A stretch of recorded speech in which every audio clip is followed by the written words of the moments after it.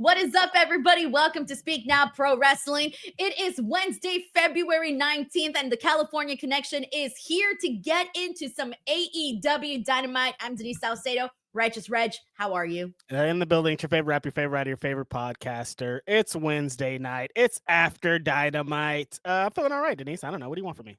I don't know. I want the best breakdown of AEW Dynamite that you've ever given in your entire life. All right, here we go. So they started out. MJF walks out to his music. No. I was about to say, hey, man, do my job. I'm done. We could be done in 2 minutes. That's not what she said. Wants a little bit more than 2 minutes. Good one. Nice one. BlueChew.com. Anyways. All right, well, let's go ahead and get into this, guys. This show here, this was an interesting one because we kind of had we started with something that felt really, like you had said during the watch along, sort of OG, like OG AEW. These are the guys that we're interested in, Hangman Page and MJF. And then we sort of closed out the show going, oh, hey, is this our main event? Like, this is not, does this feel like a main event? And of course, you closed out the show with Roderick Strong and Orange Cassidy. Orange Cassidy getting a victory over Roderick Strong. Orange Cassidy then gets attacked by the family, and Kenny Omega comes out to the rescue. So that was fun, getting to see Kenny Omega sort of close out the show there. But overall, it wasn't necessarily like a fireworks ending to a show, but I thought this was a moderate episode of Dynamite. Yeah, kind of a nice way to go home with Kenny Omega. But now thinking about it, Denise, I'm almost thinking they should have switched the segments. Like we could have maybe ended with MJF and Hangman in that pull apart spit. We cut to break, and that's we cut to black, and that's it. Because like the end, I know like sending them home with Kenny Omega was probably like in their brain. They're like, regardless of how the match goes, regardless if anything happens, Kenny will be there, so it'll be fine. But it was just like the main event wasn't. When you see Hangman and MJF going bar for bar, feeling like a big main event, and then you see this, you're like, okay, that's probably not what I would have done, but I understand. Yeah, I'm hearing you say that, like, oh, they could have swapped both things. I wasn't expecting for them to kick off with MJF and Hangman Page. I was excited about it, but I wasn't expecting it, though. I actually think that it would have been kind of cool to close out the show with Big Bill and Powerhouse Hobbs in that street fight, kind of something different. Like, imagine if the last image we saw was Powerhouse Hobbs at the end of the night. And given that the finish or the way that he put him through the table, I think that could have been something, at least something fresh on the show, where we're not closing out the show with your normal people that we tend to close the show out with. Yeah, I just think with the reception to that Big Bill and Big Bill match, it feels like that could have maybe been a great way to end it too. I am hearing you. This just was like, I think like I was saying on the watch along, they believe in Orange so much and they're so behind him that they don't mind putting him in main event. So I do totally understand. All right, well, I want to go ahead and kick things off with our first topic of the night, and we got to get to it. Like, this was the biggest thing on the show. It was Hangman Page and MJF. This was really, I think, the thing that sold this show in the first place, because when I was going into today's card, it was funny because I started the watch along and I'm like, oh yeah, like, we know that MJF and Hangman's happening, but let me go look and see what else is happening on this show, because really all I needed to hear was MJ and Hangman are going to have this face-to-face, and that is what I'm most intrigued by with this show. And with that being said, we get it. We finally get it. We get this back and forth with MJF and Hangman, and it kind of went a little differently than what I was expecting. We didn't have MJF, hitting like the low brow type of verbiage that he usually think about that. No, we didn't get that. This was a more serious version of MJF, which I liked, because one of the criticisms that MJF gets by people online saying like, oh yeah, he could only do the one thing, right? He could only deliver on that one thing. Of course, that one thing is very, very entertaining, but I think you also want to see different dynamics of who MJF is. And when he went in there and he started questioning Hangman Page, first and foremost, he puts himself over, right? He puts himself over to Hangman, and Hangman's like, dude, why are you telling me all this? Like, I know this. I thought that was funny because it's true. Like, why wouldn't Hangman know of the accomplishments of MJF? But the part that I most loved about this was that MJF brought up the fact that Hangman Page has done a lot of bad things. He has put a syringe in someone's mouth. He has burned someone's house down. He's done a lot of bad things, but he gets cheered by the crowd. And I love that he brought up and questioned Hangman Page. Like, yeah, you know what? The people may love you, but do you love you? And then Hangman fired back by basically telling MJF, that he isn't the person that he thinks he is, that he isn't all that in a bag of chips the way that he thinks he is. And when this kind of got like this intense face to face, of course, the match was made for Revolution, but it was made afterwards. But the big moment at the end of this, though, was you thought they were going to fight each other. But instead, this is what I loved. MJF did the most disrespectful thing that you can do to anybody, and he spit in the face of Hangman Page. And Hangman took out all the security, but he still couldn't get to MJF by the end of that. Dude, Reg, I thought this was the best way to get this completely heated up, spit in the man's face, and also keep us wanting more without that physicality happening just yet. Yeah, you brought up a really amazing point that I hadn't thought of, Denise. MJF did a full, almost 20-minute back and forth promo. No hanging fruit, no off the beaten path type of thing, nothing to try to disrespect. It's just real ass bars, real ass feelings in there. I love the point that Hangman made of like, I know who you are, dude, because it's a great thing to say to MJF specifically, because every time MJF specifically gets into a promo battle with the guy, he does that. He's like, here are all my accomplishments, here who I am, this is why I am who I am. And so for Hangman to be like, dude, I know, I've been here, I was there, I believe you actually, but do you believe yourself? I think that's a good point, because like MJF flipped it on him with the love, but do you love yourself? But the same thing, Hangman kind of flipped it back to him to like, you do all these things, you say you're as dastardly as I am, you act like you're the craziest guy in the world, but there's one thing that you can't get that I get, and that's the love from these fans. You said it yourself. I put a syringe, I burn these people's down, but they still are behind me. They still love me. And Max can't get that. And Max's character has always just wanted that. Like, no matter what, how he tries to talk, no matter how he tries to act like he's better and he's all of this, he wants to be the number one guy. He wants everybody in AEW, the fans included, to believe that this is all his, and he wants to carry this company on their back. And so for Hangman to be like in the same position and doing it, but getting big fanfare and being put in big positions, and fans are craving for him more. And like MJF said, they made him the main character. MJF is funny being like, you woke up one day and you're the main character. But no, that's what it kind of felt like, Denise. It felt like there was this shift, all these things. Hangman had already established himself, but then he got locked in this feud with Swerve, and people were like, oh my God, Hangman's a fucking dynamic ass character. And he just kept leveling up. And now he's at this place, like you said on the stream, Denise, he's probably the most compelling character in all of pro wrestling. Like when it comes to like realism and the way that he ended it, of like Max being like, name one thing that you do better than me in this fucking world. And Hangman to be like, I'm real. And that's it. Just like, so many layers to that. You know what I mean? Because like Max goes through this. Somebody brought up imposter syndrome. He goes through all this, who he thinks he should be, who he wants to be, or who he can be. And like Hangman's like, I'm real throughout. I never lied to these fans. I do lie, but I am who they think I am, and I'm going to continue to be this person. Will you ever be that person, MJF? Or are you going to continue to be this conniving person that tries to get over on everything?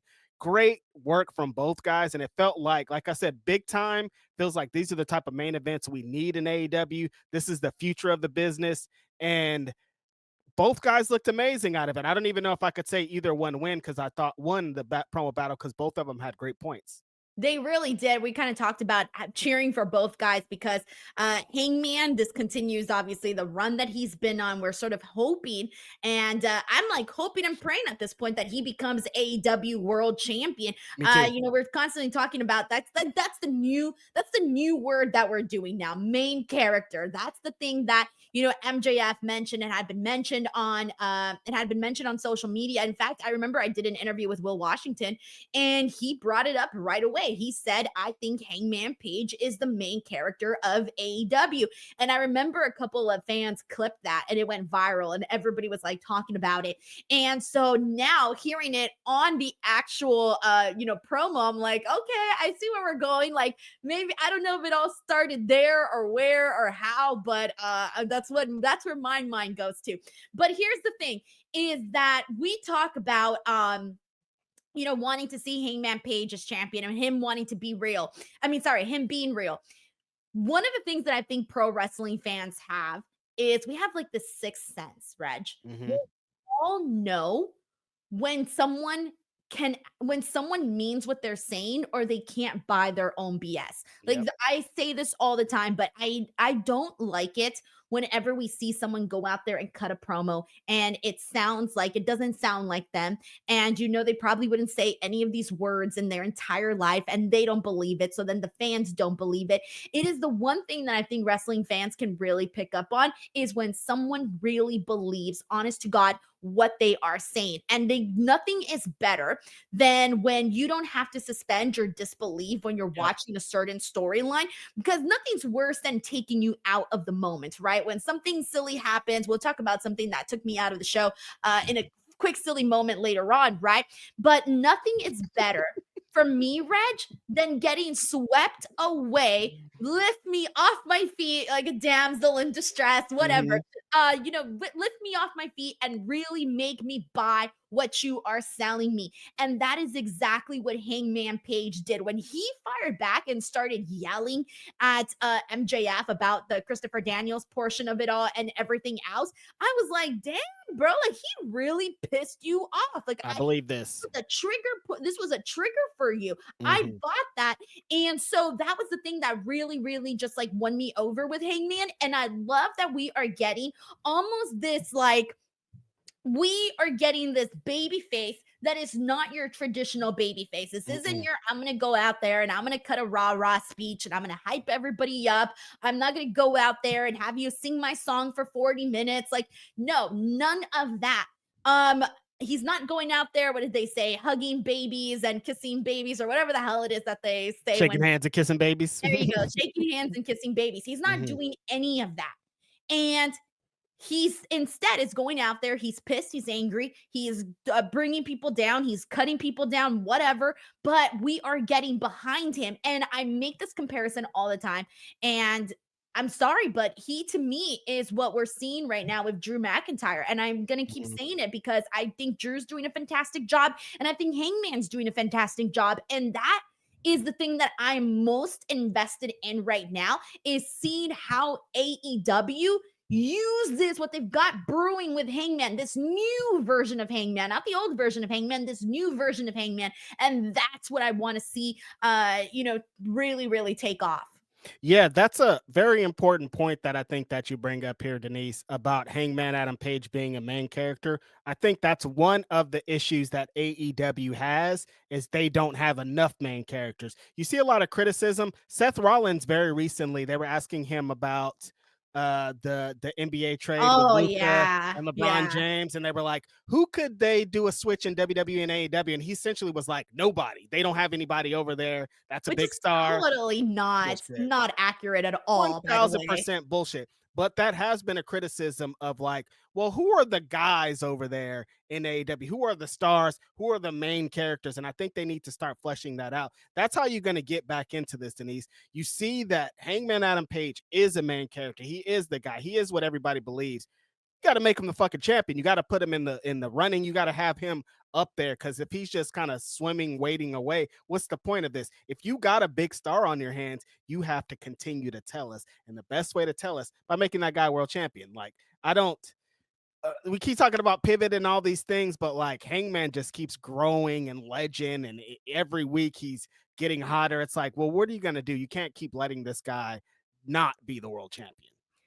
Who are the top 3, top 5 guys? We're going to answer the question for Seth Rollins.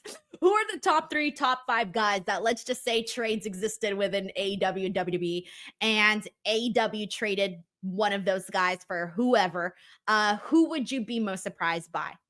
I mean, I think the biggest AEW guys are Osprey and Kenny. Like, I think if any of those guys from Osprey, Kenny, the Young Bucks. I'm gonna Bucks, count them as one. Max. And I would throw in MJF, of course. I would be like, holy shit, what are you telling me? You're trading him. And I know that the run hasn't been all that in AEW, but I would still throw in Okada because he's still Okada. I would be like, holy shit, you traded Okada? What? He's still a big star.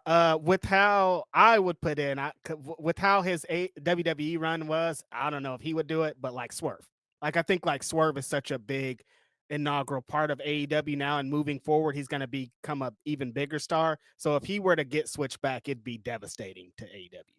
Bryan Danielson being switched back. Don't need it, don't want it. But what I'm saying is that there were answers out there. There were answers of someone that would be traded over to the WWE side that would be like absolutely nuts. So yeah. But with that being said, though, let's get into some of these super chats here and see what people are saying in regards to all of this. So we are going to get, of course, if you didn't hear me say this earlier, it has been made official: MJF versus Kenny Omega, Revolution. I'm sorry, did I really say Kenny Omega? Sorry, I was thinking about Kenny. Yeah, we were just talking about Kenny. It's fine. I'm out here spreading fake news now. Mm-hmm. MJF versus Hangman Page. My apologies, guys. I got carried away. All right. Let's see what we got here. Let's see what the people are saying. We got Anthony Cruz here, who says Ricochet looked like an Egyptian crypto scammer. No, he looked like a cult leader. Okay, he was sounding like a cult leader. I was ready to like send him $5, bro. Yeah, straight up. I was ready to dedicate my life to the services of the cult of Ricochet, or whatever he's calling this. The fact that Anthony said an Egyptian crypto scammer makes it even funnier, because that's kind of like with the robe and everything. I'm like, Ricochet is really funny. What a bit. I've never been able to do that dance. Like, I think it's so cool when you do the little thing. You never been able to walk like an Egyptian? No, I can't. Like, I don't think I look the right way when I'm supposed to. Infamous Raider Loco says, up early for work, but Blue Chew transition savage. You know it. Blue Chew queen. All right. Shanika here says, Kenny Pack Orange absolutely ruled. One of my favorite matches. I'm down for either Takeshita or Orange Cassidy versus Kenny. Yes. Oh my God. Thank you for reminding me of that match. I loved that match. One of the best stuff we had seen. I think that was when I started to like really love Pac in a different kind of a way. Yeah, no, there's some early AEW matches, and Pac and Kenny were doing some amazing things. There was just so much going on around it that it kind of got lost, but they were working so hard to begin that. Shanika, I know you're a big Orange Cassidy fan, but like, let's get those expectations now. The story is with Takeshita. That's where the story's at. That's it. That's all I'm saying. I almost feel that promo that Kenny cut, when we thought that they had already made the match, when Will had also made the match with Kyle Fletcher, I almost feel like there was a disconnect there with what was supposed to be said, or how it was supposed to be said, and the announcement of this championship series. Yeah, you think so? Because in the promo, he was like, I'm fighting Takeshita. I want a shot at your belt, Takeshita. And then why would they they did it on the same show. Like an hour later, they were like, well, this is actually going to happen. Like, what do you mean this is going to happen? You just told us that Kenny was going to get a match. Yes, I almost feel like that was a mistake. Like, that wasn't supposed to happen that way. I don't know. It's weird. It's all weird, especially with the main event tonight and how it went. I'm like, what happened? And I almost feel like it was a spoiler. If you're going to do this championship series, to me, it's already been spoiled, the whole thing. What do you mean? Like, we know it's Takeshita.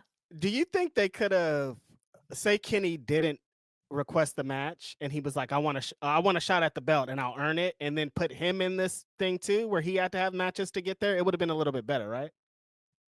Yeah. Right? It would have. Yes, exactly that. Yes. Because this felt like you're saying, since we already know the story, like that's why this match didn't hit as hard tonight, because it's like, well, this isn't the match at the pay-per-view, so why are they, you know what I mean? It's like, we know where they're leading with this, and that's to Takeshita and Kenny, so why are we taking so long to get there? Right. So with that being said, since we're on the topic, what'd you think of Roderick Strong and Orange Cassidy? It's a great match. One of my favorite Dynamite main events, probably in the history of AEW. Roderick Strong was in tip-top shape. He came in. The crowd was head over heels for it the whole time. They were sitting on the edges of their seats. It was okay. Reg, I'm done with you. As of right now, your job is on the line. I am now looking for a replacement. So if anybody here wants to apply for a Righteous Ranch's spot, Oh, it is going to be man. taken. I'm no longer in the mood for ranch. I'm switching you out for ketchup. Such a good bit. Such a good bit. It was all right, Denise. Like when they announced it, It just well, wasn't a main event. And it's not like they did a bad performance or anything, but no. it's just not a main event for Dynamite. When like I said, they're so dedicated to Orange Cassidy and they want him to be in these positions. They want him to feel like a big important thing. So I understand putting him in the main event, but it's Roderick Strong. Nobody in the world believed that Roderick Strong was going to win. Maybe if they would have had, like I said, a different opponent for Orange, it could have worked, but people just knew what the outcome was. Next week, if they do Orange Cassidy versus Konosuke Takeshita, that can be a main event. That's the main event. That makes a lot more sense. Orange Cassidy against somebody that they believe is going to win. Like that's how you get heat. Like the match next week and the crowd, it'll be way different. Right. Where are they at next week? San I Diego. don't know where they're at. Where's San Diego? Mm-hmm. Okay. Shanika, thank you so much for the super chat. We got Uncle Dunk in the building who says MJF and Hanger had the best face-to-face promo I can remember on Dynamite. I wouldn't say it was the best, only because there have been so many good ones. Like I would be putting so many that I love to, like I would be lying if I said this one was the best one. Cause Yeah. I mean, MJF alone has had like at least 10 of my favorite freaking face-to-face. I was gonna say I think MJF has had better ones himself. Yes. Like this was amazing. This was great, but I think like there's a bunch of CM Punk and Eddie Kingston. That show was crazy. Like there's so many that were like watching in disbelief, but this one was great. Does AEW do on their YouTube channel those playlists where they make like compilations of things? They do. Do they have one for like best promos? Probably. Because They there are have. some good ones that I would just love to watch back to back. Yeah, there's some that kind of got lost in the shuffle. Some great ones that just happened and we don't really talk about it anymore. Yeah. They definitely should make that if they don't. Yeah, there's some things that I just forgot about. Like today on my Twitter timeline, you know which one popped up that I hadn't seen and since the last time since it actually happened?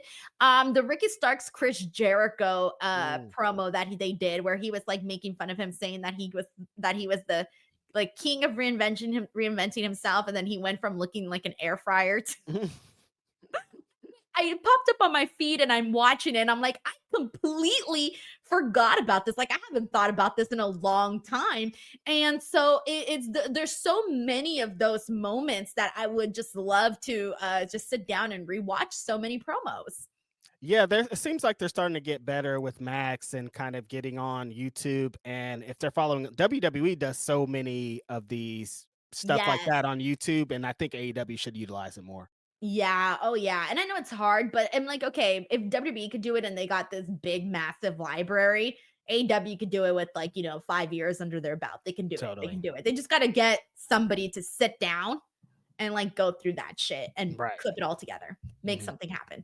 All right. We got Amanda Huggins Kiss who says, what's your hat, Reg? Looks like a tiny Quaker belt.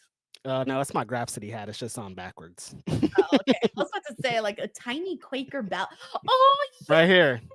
Yeah. I'm gonna say you remind me of like those yes, they had those buckles on the shoes and shit. The buckles, yeah. You look like you're about to start screaming and crying about witches in Salem. Listen, the witches in Salem were crazy. They're still here. Yo, don't scare me, bro. I'd be scared of them. I believe in that stuff. So, like, I don't need to, like. Why wouldn't you? When people don't, I'm like, you don't think these people exist among us? Stop it. Stop it. Stop it. Stop it. Stop it. Stop it. I'm home alone, Red. We're just in this world by ourselves without aliens. I'm thinking about the witches right now, all right? Without aliens and witches and all these things. They're out there. Stop it. That's terrifying. I don't even need to know about that. All right. Anita Amanda Huggins Kiss. Thank you. We got PLG here who says, I'm here live in Phoenix. Dynamite was great tonight. PLG, hell yeah, man. You guys were a good crowd. Legit. A good freaking crowd tonight. And excited California. that all these we're coming up. Next week, California. It starts in San Diego. Get your shit together, Cali. I'm gonna be in some of them crowds. And I know what we're gonna do. We're so Reg, I want videos of you like trying to hype up the crowd. we're so pretentious, Denise. We're just like, we're California. We need more to be impressed. And it's like, no, we don't, dude. To have fun. I know. I'm probably just gonna sit there and eat. That's all I do now. That's every time. I just sit there and I'm like, who? Nachos. All right. Oh yeah. Where's the? Oh, it's at Crypto. Yeah. I keep thinking it's at Kia. No, it's not at Kia. Yeah, no, because they usually do their shows at Kia. That's right. Right. That's why we're not used to it not being at Kia. No, I thought it was at Kia this whole time. Your ass was gonna show up to Kia for us? Yeah, good thing. I would have been pulled up like, hey, where is everyone? They're like, oh, they're somewhere else, dude. Because the AEW is always at the Kia Forum every time. Yeah, no, they're making their Staples Center bus Crypto.com arena debut. Good for them. Yeah, man, I'm excited, bro. I'm really excited. All right. We got Lissa Hart here. Thank you, PLG. We got Lissa Hart who says, do you think Hangman will return to his old gimmick? I personally don't see him returning to his old gimmick anytime soon. This one right now is the money. Yeah. I don't want to see it either. I'm so invested in this Hangman that is mad and angry and tough and got all the masculinity. Woo! Bring it on, baby. And tough. Yeah, no, I think like we hit. I can feel the testosterone. Honestly, no, we hit onto a different level at this point, Denise. Like, there's no going back from here. Like, you continue to say, this guy's a main character now. You don't go backwards. You only move it forward. Like, we're going to get this character and we're going to get an improved version of this character. Like, it's up, all the way up for Hangman. And if you want it all the way up, BlueChew.com. Right. What? You set me up, Reg. Can't help it. Can't help it. But if you want to help it, BlueChew.com. All right. Okay. All right.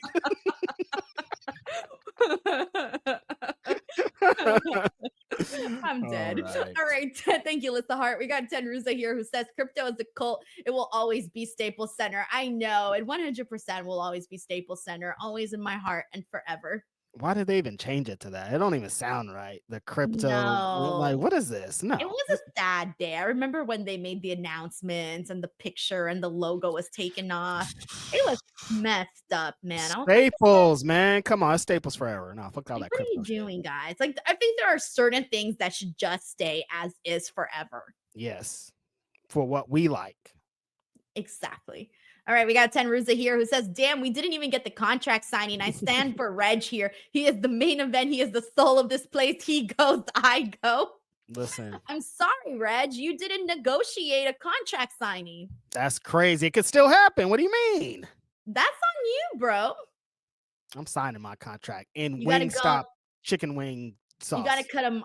You gotta cut a MJF promo and be like, Denise, you fucking mark. You got to cut one of those promos and then we'll talk. All right. Don't tempt me. I'll write it. We got Cap Grapple Kikeri who says no love for the Brujas. Yeah. What's up, Denise? What's Do you even wrong? Know what Brujas are, Reg? Yeah. The Latina witches. They're specifically the Latina witches. Latina witches, yeah. That's a different genre of them. Like, oh, those are the Latina witches. You do not want to fuck with them. A little smiley in them, like giggles. Nah, you don't want to fuck with them. Instead of turning into a cat, they're gonna turn you into a hot Cheeto and eat your ass. You're done, dude. Or you're gonna be a permanent chancla for life. They're gonna turn you into a hot Cheeto as hell. All right, what would be worse, Reg? Okay, because you know how Hocus Pocus they turn them into a cat. Yep. What would be a worse demise? Okay. You get turned into a hot Cheeto and eaten. That's horrible. That's so fast. Or you turn into a chancla, but for the rest of your life, your face will be touching people's butts when they get hit with the chancla. Oh, no. And then you got to go on that person's foot. But then you get to, if you're the chancla, you get to fly. Like the hot Cheeto is just over. The whole time you could be sitting, laying down underneath someone's crusty toes. You're still alive. You're not eaten in one fell swoop as one hot Cheeto. I'd rather be eaten in one fell swoop as a hot Cheeto than be a chancla underneath someone's dirty toe or spanking someone's butt. No, you got to think like it depends on who you're a chancla for. Because there's some people that are like year-long chancla wearers. They're weird. But like there's some people that only do some part of the year. So some part of the year you could just be chilling, you know? Nope. I'd rather be eaten. Just end it there. Just let me go in peace. Just finish me, dude. Turn me red and eat me. Yes, exactly. Turn me red and eat me makes no sense, but it sounds so inappropriate. It does. But Turn that me doesn't red even and make eat me. sense. How do you Doesn't turn make sense at someone all. red and eat them? Turn them red and eat them. Weird. I don't know. See, everyone's agreeing with me, by the way. Cheeto, hands down. So you guys just want to be done here. Now I want to live life still. Like I want to live the rest of my life What's the point as of a living chancla. life if you're living it in a terrible, crappy way? You could be living it in somebody's house, and that house could be nice. I don't know. Yeah, but what if you're living in a mansion? It don't matter. I'm still on someone's feet. Rich toes, poor toes. I don't What if care. it's I don't a want to be there. beautiful Latina woman, and No. like if I'm a beautiful Latina woman's chancla, then like, what you mean? Like I'm not a feet guy, but like, Reg is gonna be a chocolate. listen, it's not. It don't sound as bad as you're saying, Denise. We are seeing this totally different. And I get to hit people in the butt too. What you mean? I'm on my way. Totally different. Cheeto or chancla? Chancla every time. That is wild. Cheeto or chancla? That's a new one. Yo, that is wild, man. Oh my god, I don't even know what to say about that. I think Reg, you need to go to therapy. Something's wrong up there, Denise. I'm gonna admit. All right, let me see. We got Amanda Huggins Kiss, who says Reg about to say we didn't land on Plymouth Rock. Plymouth Rock landed on us. Straight up. Jen Russo says WWE broke exclusive Staples deal with Intuit Raw debut. Yeah, that happened. Yeah. How far are those places away from each other? Where's the Intuit Dome? Bro, the Intuit Dome is in Inglewood. And Staples Center is in downtown LA. It's like a 40-minute drive. The Intuit Dome's in Inglewood? Yes, it's the new one. So it's closer to Kia than Staples is then. Yeah. You literally you get off the freeway, you exit, and that street that you're driving on, you'll pass first, you'll pass Intuit Dome. Then you'll pass SoFi. And then they're all right next to each other. Okay, yeah. Now I'm seeing it. Yeah. Damn. LA's crazy. Those are all so close. I know. All right, we got Lissa Hart here who says Denise wants Hangman to top her. Listen, Hangman on top. Yeah, you see, you know. When did I say that? I never said that. Rewind the tape, you guys. Live. Pull that tape up, producer. Yeah, this is all lies. I don't know what you're talking about. Play that clip right here. Lisa, thank you so much for the super chat. We got Dan Jackson who says, at the contract signing, new name, California Reg. California. Listen, the contract signing is going to go down. I'm going to have my MJF promos. Denise is going to be sad and bitter after I lay it down. Yeah, I get to rename you, Righteous Ranch. You get to rename me? See, all these rules and stipulations I did not sign up for. We got Ten Russo who says, may have to bring this up with Phil on Grapsody. Please. The Chancla or the Cheeto. Chancla or the Cheeto. What do you want? Who are you? All right, we got Grapple Geekery says, Reg, we can be Sofia Vergara's Chancla. See, Grapple Geekery gets it. Like you don't know what chancla. Like I could be Sofia Vergara's chancla, and like that's the wonderful life. This is a wonderful life forever. Y'all are nasty. Like I'm in her room while she's undressing. Okay, stop. We're gonna get canceled. Stop speaking, Reg. If I'm a chancla, I'm a chancla. Stop speaking. We're gonna get canceled because Reg wanted to be Sofia Vergara's chancla. Listen, that sounds like a wonderful life. Sign me up. Well, here's a life I don't want to sign up for, and that is to have my cult life exploit. I don't know what I'm saying. All right, let's get into Ricochet. I was trying to find a segue and I lost it. All right, let's get into Ricochet here. So Ricochet goes out there. I don't even know what he said, to be honest. I was so distracted by his mannerisms. Yeah, he was preaching. He was talking about how he's beaten all of our faves in AEW, and the way that he was saying it, he was like, I've beaten Swerve. I've beaten I don't remember who else he beat. But the point is that Ricochet was going out there bragging about all of his accomplishments and shit like that. And then Prince Nana obviously goes out there, and Prince Nana cuts a pretty deep promo here, and he starts talking about what his robe represents, having been in the business for 30 years, how his robe represents pride and integrity, and you just can't take it. You just can't wear it. It's like, you can't do that. That's not his. And Ricochet tells him, take it. And Prince Nana does not take it. Yes. Tremendous work from Ricochet again. Who's surprised? I think that like him continuously adding little elements to his character.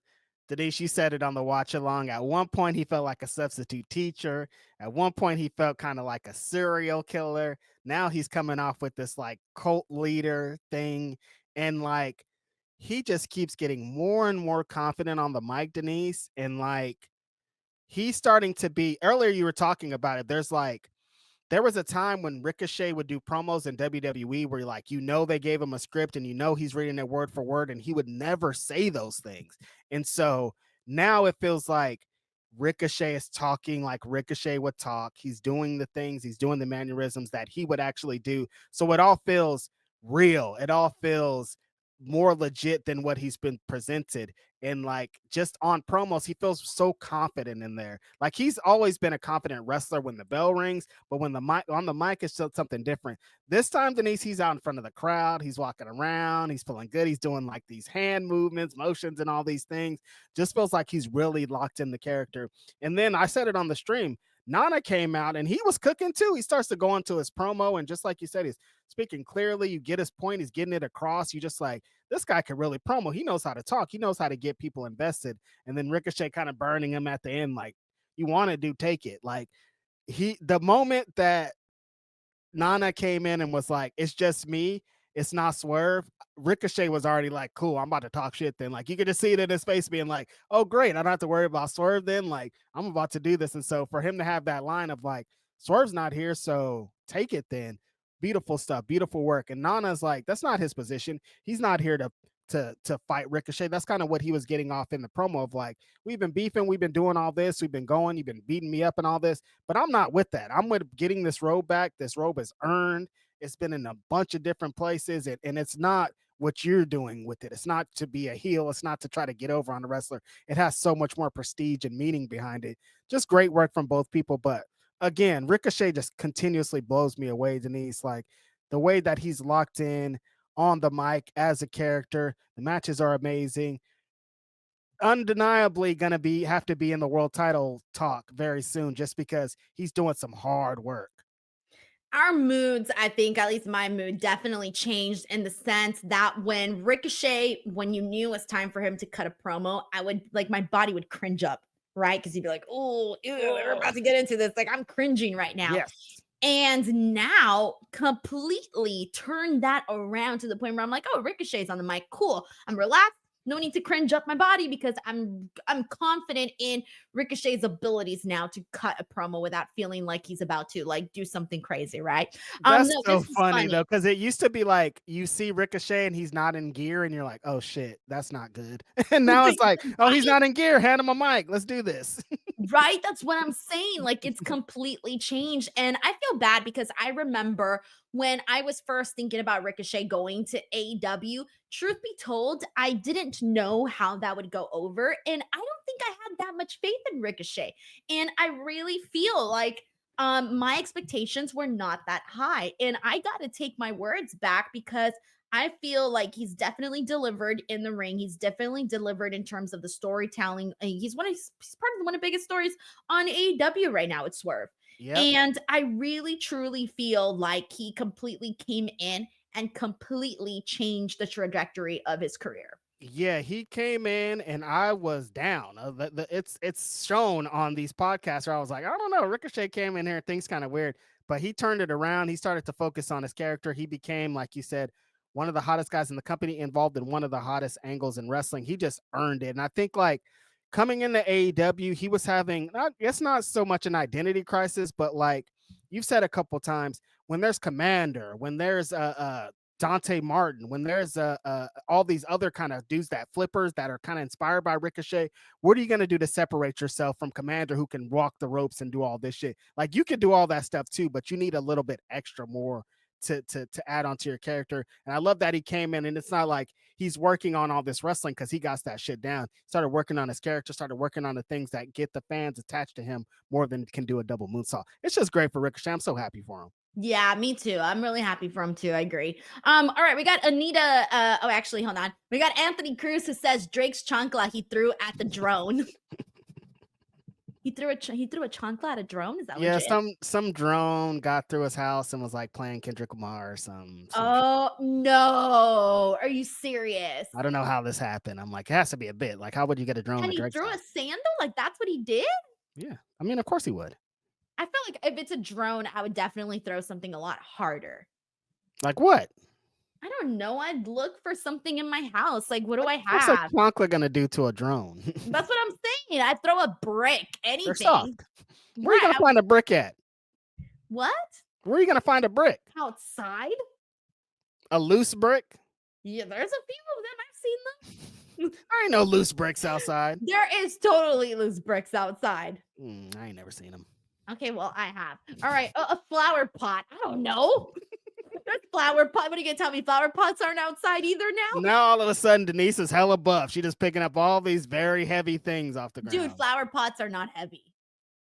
Depending on what kind of flowers they have. But you know what? The scary part though is that you can't you got to be really strong though to throw a flower pot, because if you're not, that shit could just come back and fall on your face. Exactly. You got to put some distance on it or you're going to be covered in right. So what I'm saying is you got to find the perfect thing that you can throw and make damage to the drone, but doesn't make sure that it doesn't come back on your face.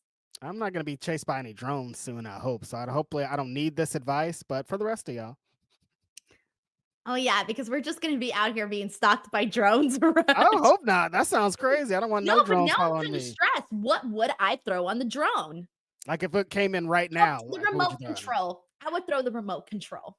Also, you got to be like a fucking NFL level quarterback to hit him. Like, what do you think? You're just all of a sudden going to have this great arm that's going to hit him too? I'll throw a remote control. Okay. I'll bring out multiple remote controls. Oh my God. You got to throw far, Denise. It's not going to be like right there. You don't know if it's trying to like sneak a peek. What if it's like a peeping Tom? Oh, gross. Can you throw?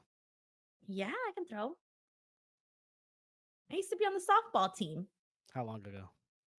We don't need that information. We don't need to give that many details. Yeah. When's the last time you threw something, Denise? Exactly. I'm pretty sure I threw something not too long ago. I feel it. What did I do? I went somewhere and I did something. Who knows what it was or I what went I did. somewhere and I did something. I remember throwing things, but I don't remember when or where. I went somewhere and I did something. That's how you. What happened? I went somewhere and I did something. I don't know. I don't remember. It's literally my whole life. All right, we got Anita Amanda Huggins Kiss who says, "What's Reg's favorite Africa Bambata song? Rock, rock, Plymouth Rock." What did I just say? Africa Bambata is a canceled hip hop legend. Oh, it's an actual singer. African Bambata, yeah, he's one of the pioneers. The genre. No, African Bambata is one of the pioneers of hip hop, but he's canceled. Oh, I see. The whole time I thought it was a genre, and I'm like, okay, it's a genre. Awkward. Why is everybody so weird? Stop being weird, everybody. Ten Ruzda here says that Aussie Heat making Drake more weird shoe throw. Is it hot over there? I don't know. We got Uncle Dunk here who says AEW should make 17 by 17 the official ring size just to piss off the haters. No, wait, but the people online, were they like legit mad or were they just like jokingly mad? No, they were trying to turn it into tribalism, like AEW ain't shit. They can't even get a big ring. You know how people are. Yeah, because I'm like, it's harmless if you're making fun of it and you can even make some dick jokes in there, which is what we were doing. Like, we were having a good time, but no, there were people like, this is why AEW sucks. And it's like, what are you talking about? Right. I was going to say the ring got the job done, guys. We saw that first match, dude. I don't care a fuck about the ring. They tore it up. What do you mean? Yeah. You know? Oh, see, I thought people were talking because I didn't really look at that stuff. I was kind of on Sunday, I wasn't online at all, but people tell me things, and that's how I find stuff out. But Yeah, I no, people didn't were know like, what everybody's the like, they had great wrestling, and people were like, it doesn't matter, tiny ass ring, and it's like, shut up, man, man, man, tribalism man. never Like it stops. wasn't that big of a deal. No, who cares? It was funny. It makes some It was a dick good jokes. bit. Have a good time. Let it go. I kept doing the so many rooms for activities, so much room for activities. It was great. Come on, what's wrong with y'all? I think I'm not even gonna get into that. I'm not even gonna get into the what I think it is or You what it know it. You was know or what it all is. of this. I know what it is. I don't gotta get into that. We already know. Mhm. We're not stupid. All right, well, I don't gotta break it down. All right, we got Tenruza here who says the shoot throw happened at his hotel in Sydney. It was a publicity stunt for his stupid steak website. Drone Oh. showed his laptop screen with steak. I hate that steak stuff. I don't even know what it is, but I know that apparently the steak company pays people, like they pay people on Twitter. So everybody that you see that posts something with the steak thing, they're being paid for those Those posts. are sponsored posts. Those are sponsored posts, Okay. yes. And the thing is, you have to, if you notice, it's always really controversial posts, Yeah. right? They make them controversial so that you can get views and you can get paid by steak. That's why Opposites. I never ever interact with any of those posts because I know that person's being paid. And if I retweet, if I quote retweet, if I comment, I'm only giving them more money. See, Not the much. issue is I've seen some of those videos that are clearly set up, and it's like this isn't the game. Like it, No. like you guys are sponsoring fake videos. Like that's stupid. That's not fun. Now, yeah, it's just it's one of those things that I've recently learned about, and I know they've reached out to some people too in terms of like trying to get to get some paid posts and stuff. That's all it is, guys. The game is so stupid, They're triggering you on purpose to get you looking at their whatever brand it is. and it works every time. Not on me because I knew, and so I didn't go and look. I didn't Google steak. You didn't ask me what steak is. I have no effing idea. I knew it. Like it came out of nowhere, and I was like, "Why is this on every video now? That can't be right." Anyways, we've given them too much talk. All right, Amanda Huggins Kid says AW in-ring matches beats WWE no matter the ring size. Could be any ring. It's still gonna be fucking heat over here. Rafael Garcia says, can't wait to watch a Gabe Kidd match, albeit in complete silence because those censors are going to have a field day. Oh, yes, that's true. Oh, yes. Yeah. I'd like to think they told Gabe Kidd, "Hey, maybe tone down the f bombs while you're out there," but we'll see if he listens. Raphael, thank you so much for the super chat. All right, we got to get into Kris Statlander versus Megan Bayne. Reg's dream come true. Dude, how'd you feel about what you saw out there? Kris Statlander, Megan Bayne defeating Kris Statlander with a little bit of a distraction that came from Penelope Ford, who pushed Kris Statlander off the turnbuckle and basically ended up costing her this match. Yeah, this felt like, you said it before the show, it felt like the match, they're building to the big match. Like this was like a filling out process. They're trying to see how well these two work together. They went in there and they did all the kind of big gal spots, kind of the things, the meat match between women. Like they were, they gave people what they came to see and kind of expected. I think they have another match in them that's gonna like blow our minds and be like, oh, holy shit, that was a crazy match. But this one was just like, here's these two entities. We're gonna see them go at it in the ring, see kind of how they establish each other, but they're really leading to something. And like Penelope Ford, haven't seen her. She came out and helped Megan Bayne, and I kind of like that pairing against some Penelope. Penelope is her name. Gives Penelope something to do, and it gives Megan Bayne's on her way up, like all the way up to the top. And so giving her a victory over Stat, I think is going to establish her, but like Stat's going to come back, you know? I only have one thing to say. Penelope Ford, I've never seen her. Never seen her. No, but in all seriousness, and what I want to see from this, honestly, is I want to see more vignettes promos for Megan Bayne. That's the thing that I feel like she needs to. We were talking a little bit about how like we want to see AEW obviously invest a little bit more in the women and whatnot. And part of what helps them connect with the audience is us getting to see their personalities a little bit more. I don't know what Megan Bayne's all about. Let me have her tell me what she's all about. I feel like that's one of the things that I want to see next from this. And then, of course, I wouldn't mind it if they ran back Megan Bayne and Kris Statlander. But I have to mention the Thunder Rosa part. What happened? It was so weird. So Kris Statlander is obviously out there.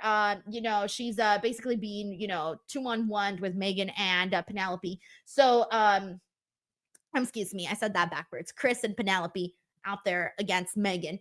And so what? Did I say that backwards? Yeah, No, you said that back. You said that backwards. I said it right the first time. I'm sorry. Like, what? Megan Bayne and Penelope out there taking out Kris Statlander. My bad. I said that. I thought I said it backwards the first time, and so I changed it. You're like, wait, what did my brain just say? No, right.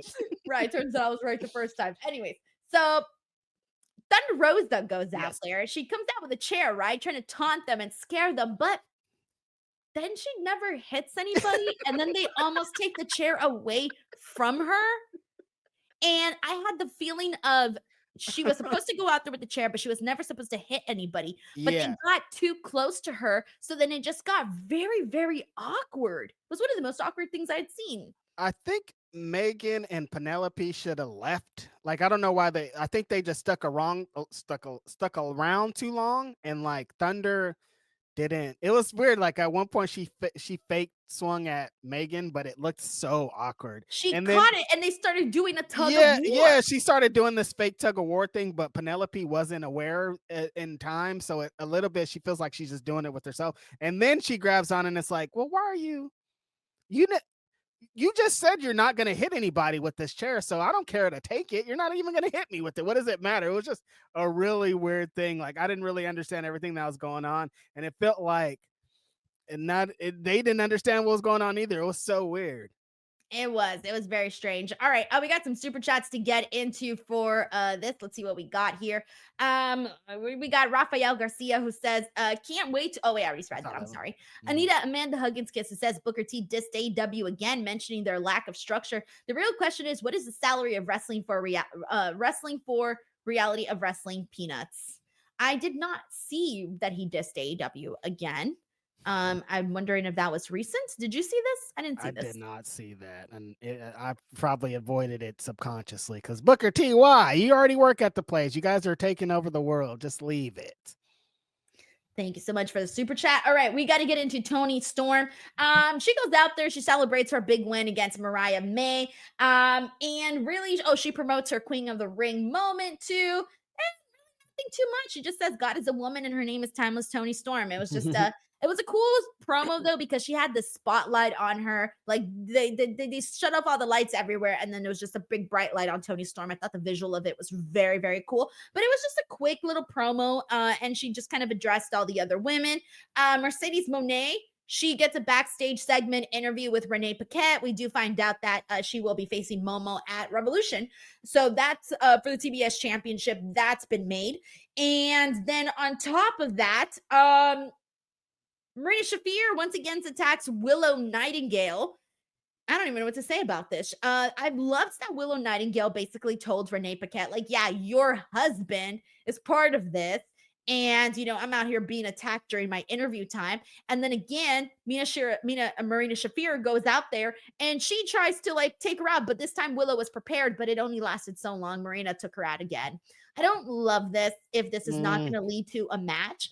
And I don't want to see Marina Shafir beat Willow. That's the only thing that I have is Marina has been doing a great fun job with the D-Riders as some people have coined them. But when's the last Marina Shafir match that you saw, Denise? No What's her idea. Last opponent? You no couldn't. Idea. Gun to your head right now, you couldn't name her opponent at all. That's You'd be dead. You'd be so dead. You couldn't name one opponent she's had in the last year. Not you couldn't. If None. You tried, you could think of your brain for 500 years. So why, when Willow is we all know, Denise and I predicted that Willow's going to be champion soon. We all did. Toni Storm fucking name dropped her in her promo. So it's we know Willow's going to be something, but Marina, you gotta I don't want to say you gotta run through her, but you gotta beat her pretty handily, Willow, knowing what's going on here. And I think I do like what she did though, of being calling out Renee and immediately being ready to throw fisticuffs when Marina did show up. I like how Marina also showed up ready to fight, but I still think if that's who's going to win the match, and Willow has to win. I got our Marina facts, by the way. They're here. Mm-hmm. I'm going to give you her AEW facts. This does not include Ring of Honor, guys. The last time we saw Marina Shafir on like a Dynamite or a Rampage or Collision was December 27th, 2023. Yeah, I knew she had a match in which she lost to Ruby Soho at New Year's Smash on Rampage. December 2023. It's been a year and 2 fucking months, you guys. In Ring of Honor, the last match she did was a match in which she defeated Ryza Clark, and that was a dark. Oh wait, cannot count that. That was dark. Okay. July 28th, 2024, Marina Shafir defeated Tiara James on Ring of Honor Club TV. That's so long ago. And then before that, she was on the pre-show for Ring of Honor, Death Before Dishonor. And AEW fans don't care about Ring of Honor, so they didn't see that. It's like I didn't see any of this. You know, so what is this? Like, but yeah, so in that case, I haven't seen, and let's be real, I probably did I watch that episode of Rampage? No. So I probably haven't seen Marina Shafir since a Dynamite match. September 13th, 2023, when she lost. Nope, that was a dark match. Never mind. Okay, the last time I most likely saw Marina Shafir in a match was Dynamite, August 30th, 2023, 6-person tag. Britt, Cheetah, Statlander defeated Emi Sakura, Marina Shafir, and Nyla Rose. And I do not remember that match to save my life. At all. I don't remember nothing about that match. Oh my God. I don't remember any of this. I don't even remember. Nope. Nothing. There's got to be a match in here that I remember. No, you don't. You can't. Nothing. That's why I'm like, what? Like, I like Marina. I think she's having fun in the Death Riders, but like, get her, like, have her in some matches if she's gonna be the what's next for Willow. Yeah, that's rough. That's rough. Willow, former TBS champion. Willow had a hell of a match with Mercedes Moné. Willow had a hell of a match with Mariah May. Willow had hell of a matches before that. One of these things is not like the other. Mm-hmm. Yeah, it's mind blowing. I've been wondering what's going on with Willow for a while. And mind you, she's wrestling all over the world too. Yeah. Girl is working. Still doing her thing. Still just as amazing. Still getting better. Still all the things that we believe in Willow, but it's just a little bit confusing. She is on TV though, Denise. The Death Riders are the number one heels, I guess. Get out of here, Reg. All right. Yeah, I know. I was Get out of here. My way through that. You were really trying to make that the bright side? I know. That was rough. Bro. That's like, hey, I have a headache. Well, on the bright side, at least you have a head. Yeah, at least your head's on there, though. It's still working. Like, you know, your brain's working.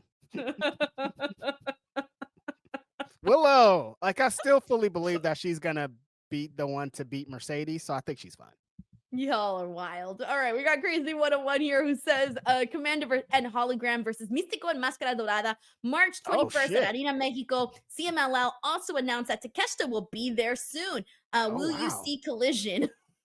No. Oh, no. But I thought you were going to ask me if I would see this match because this match sounds hella interesting. Commander and Hologram versus Místico and Máscara Dorada? That's great. That's insane. That match is going to be Mexico. Come on. Flipper. I want to so bad. Do you have like a you don't need a passport to go to Mexico. Do you need a passport to go to Mexico? No, you don't. Think so. No, because the passport you only need it for like when you cross waters, right? But I do got a passport though. Okay. Well, I'm just saying, Reg, let's go to Mexico. Let's go to Mexico. I'll take you to this taco stand where I got sick. Why would you? Why would you? Don't put that on me. You need to have the experience, Reg. No, I do not. Have you ever been to Mexico? Not the good Mexico. I've been to white people Mexico. Rosarito. Rosarito. Damn, I had a good time there too. Rosarito. Rosarito, baby. That's what it's called, right? Rosarito. Rosarito. Sounds like a thing at Taco Bell or something. Let me get a Rosarito and I'll take 2 of the new Rosaritos you guys have. Wild. Oh man, no, we need to go to Mexico. We do. That would be so fun. Mhm. All right, I'm gonna tell you next time that I book Mexico trip, I'm gonna personally invite you, Reg. Invite me. I'm going. We'll go to Arena All right, Mexico. all right, but I'm also not eating anything because I got sick last time. No. Mm-mm. There's a chance you might get sick, especially if Uh, you're not. I mean, I have to eat tacos, Denise. Maybe not the ones that you did, but like I have to. I'm gonna watch you, I bro. gotta take the Can't go through that chance. again. I can't go through that again. And the tacos in Mexico. I'd be how? Come on, I'm from California. I have to. Did we talk about Powerhouse Hobbs Big Bill? No, I think we just Nope. mentioned it briefly, didn't we? Yep. Street fight. This was one of the matches I was most looking forward to. The match I said should have main eventing. This was really a really fun matchup here that they made their. We saw them. Big Bill was trying to hit Powerhouse Hobbs with like a wrench, and he kept trying to go for him. Powerhouse Hobbs and Big Bill both get busted open. This fight a little bit in the crowd, fight a little bit on the outside of the ring. Eventually make it to the stage area where Powerhouse Hobbs. It seemed to me that he attempted a choke slam on Big Bill, but Big Bill didn't get the jump high enough. And so I think Powerhouse Hobbs just like shoved him. He pushed him. And he went straight into the table with the barbed wire. This was fun. And I loved seeing Powerhouse Hobbs get this kind of a win. Yeah, seeing the big homie standing up there on those steps after the match is over, just taking it all in, amazing stuff. I thought that he did really great throughout this. He looked gigantic as always. He was the crowd was super behind him. Them immediately starting the match in the crowd, getting through the crowd, using the street fight title. What this match is, they had barbed wire, they had tables, they had all kind of plunder to add to it. But I think just the intensity of the two guys being bloody, there's bricks. It felt more like a fight. Like when they say street fight, like emphasis on the fight. It wasn't a lot of spots and fucking head scissors and wrestling moves. It was just two guys fighting each other. And I thought it was a really good ending too of Hobbs pushes him. And usually that wouldn't work because it's like, well, I know what he was going for. Why would he turn it into that? But if Hobbs pushes you, you're going to fly. You know what I mean? Like in this case, Right. it totally works because if he does this, you're fucking out of here. So I thought it really worked. And them using it as that's the end of the match. Big Bill can't get out of the barbed wire because he's trapped and get it counted out for 10. Thought it was a really great way to do that. Great showcase for the both of them. I think Big Bill continuously garners more fans. Even in this, people were booing him, but there are a lot of people cheering him. A lot of people excited about this. Like you said, though, big homie getting a big win, emphasis on him. This has been a great couple of weeks in feud with Big Bill. I think it was all great for both of them. Yeah, I think the next thing now is the follow-up. How are we following up with this with Yep. Powerhouse Hobbs? The follow-up is the most important part because we've seen Powerhouse Hobbs get big moments, but usually the follow-up isn't suited to enough to build a guy up here. Right. And so I do hope that the follow-up is good for Powerhouse Hobbs. Me too. All right, let's see what we got here. We got Ten Russo who says, "Passport Reg, get your ass here to Australia." Passport. But you need One to get day. your spider guy first. Yeah, I got to get a spider guy. Anita Amanda Huggins Kiss says, "I'll go to Mexico. Need an excuse to be sick to go to work." Yeah. Look, I went to Mexico, had some tacos. I can't come in. Be like, I'm done. I'm dead. We got Ted Russo here who says, "Was so good to see Hobbs out here at Grand Slam." Hell yeah, man. Hell yeah. Yeah, Nice. he looked big out there too. I think he's big everywhere. Big everywhere. If you want to be big everywhere, All right. bluechew.com. Okay, all right. What? Gotta promote, Reg. I got you. No, I'm with you. Just throwing it out there. All right. Let's see what we got. Last but not least, we got the Patriarchy versus the Ops. Damn, I'm trying to remember what the hell happened in this. Oh yes, the Ops do get the win here. We end up seeing Hook lock in the red rum on Nick Wayne and gets the win for his team. The Ops got new music. They got a new Titantron. They're an official group. Samoa Joe looks so confident and ready to kill somebody. I'm just ready for him to be unleashed on the singles men division. But I like what he's doing here. Hook seems this is good for Hook maybe more than anybody, Denise, because like he's kind of floundering around and kind of existing in spaces. And I think like being around Shibata, being around Joe, being in these matches and just getting more reps is really going to help him a lot. You know, he probably needs this more than anybody involved. Yeah, I think so too. Earlier in our watch along, someone mentioned the idea of making them trios champs. I'm so here for it. Even though it's Me an too. odd couple team, we know it's not going to last a long time. I do want to see something along those lines. It's still going to be something that people care about and want to see the trios champions defend their belts. If Samoa Joe has it, then it's just going to be making a lot of money. Right. Alrighty, everyone. With that being said, that was AEW Dynamite for today, February 19th. We are on the road to Revolution. We are legitimately, what is it now? 3 weeks away, I believe. 3 weeks out. 3 weeks away from Revolution. And the card is honestly, it's shaping up at this point. Let me see if they have the updated card on. Yeah, the card's sick. They announced a bunch of matches today on Dynamite, and I'm like, Yes, shit, they this do. is shaping up. They have, of course, we're gonna get Kenny Omega versus either Konosuke Takeshita or Orange Cassidy, Hangman Page, MJF, and then John Moxley and Adam Copeland. Fire. Another match. Did they not make Kyle Fletcher and Will Ospreay? Or don't tell me they took that back too. They haven't had I haven't seen a graphic for it, and they haven't talked about it. But they said it on the fudging. Ospreay said it. It was supposed to be a cage match, remember? Let me check Wikipedia. See if Wikipedia is accounting it as a match. Where was Ospreay tonight? Yes, but also Wikipedia put it as Will Ospreay versus Kyle Fletcher, but they don't have a graphic for it. But they already on AEW's website, they already have a graphic for MJF Hangman Page, and that was announced today. Right? Yeah. I'm wondering if that was another of a mistake. Maybe Kenny and Ospreay weren't supposed to say that, or they weren't supposed to show that promo or something. I don't what's going on? I don't know. That's so weird. And then also, is Big Boom AJ supposed to have a match? Oh yeah, I think he announced a month or so ago that he'd be having a match at Revolution. Okay, because he's also listed on Wikipedia versus TBA on the pre-show, I'm assuming. Yeah. All right. Okay, that's where we're at now. We do got another super chat here from Dan Jackson here, who says, book the women's meat match when Camille comes back.